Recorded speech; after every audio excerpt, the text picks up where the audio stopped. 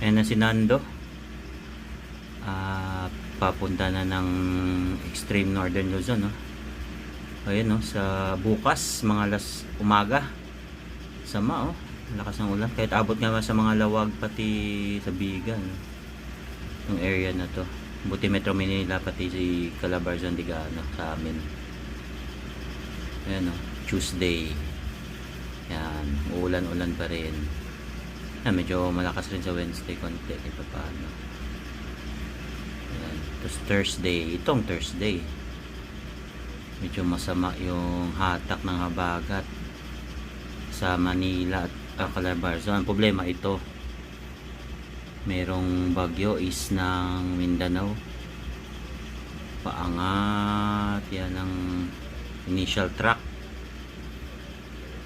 Ayan, no, ito yung inaalala ko eh.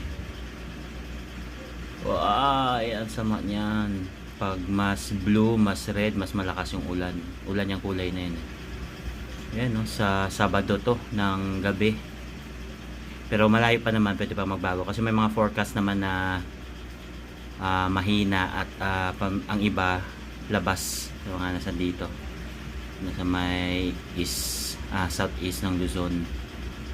So yun yung babantayan natin. Yung mga may palaisdaan dyan, lalo na sa Cavite at Pampanga, Bulacan, sa Bicol rin, no, dama yan.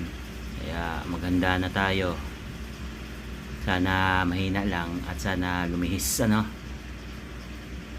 Okay, mga sa extreme northern Luzon, ingat kayo mamaya. Bukas umaga simula na. Madaling araw nga, oh. Madaling araw may nagsisimula na rin. Lakas ng ulan. Ingat.